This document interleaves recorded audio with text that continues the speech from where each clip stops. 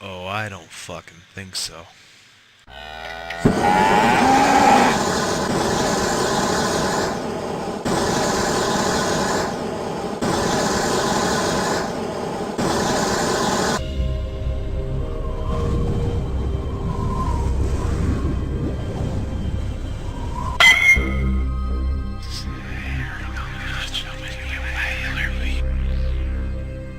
I said I was sorry. What more do you want?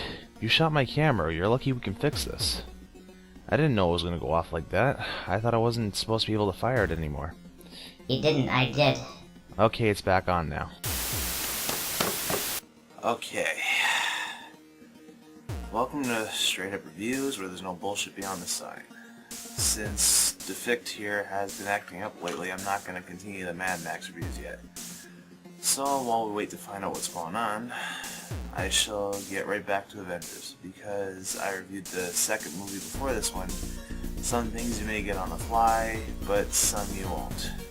This is the first Avengers movie. It all started around 2008 when two movies, Iron Man and The Incredible Hulk, hit theaters.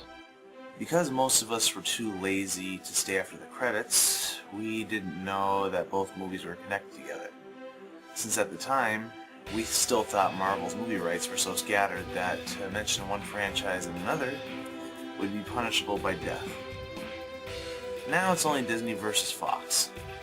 However, the movies were well received enough to allow Hulk, Black Widow, and Thor's hammer to be in Iron Man 2, while Coulson and Hawkeye showed up in Thor. Then the big one showed up when Captain America was thrown into the mix, culminating in what was known as Phase 1 of the Marvel Cinematic Universe. And all they needed was a movie.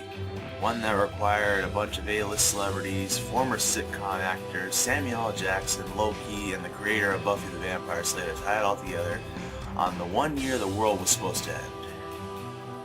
But what were they gonna do with it all? Let's find out. The story goes like so.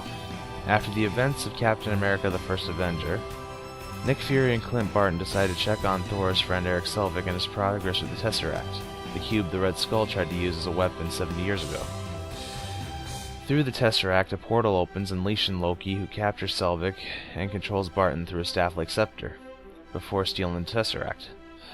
Enraged, Fury calls in Phil Coulson and Natasha Romanoff to help him recruit three unique individuals to help deal with this threat.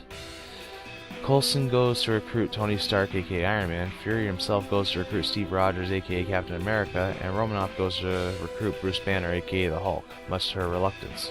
You see, this is what pisses me off about the SJW's take on Age of Ultron. You guys are so focused on one vulnerable moment, and there was so much for you to pick from, such as Natasha's fear of the Hulk.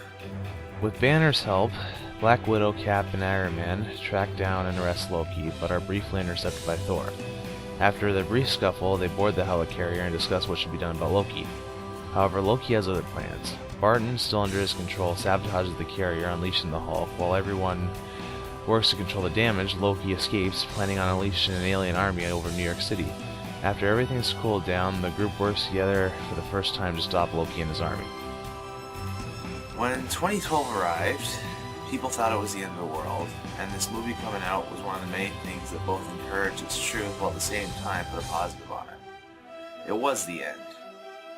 The end of copyright BS being the reason why we don't have our favorite heroes working together like in the comics we read. The end of branch companies fighting over what should be on TV and what should be in the movies, even though they're all the same company.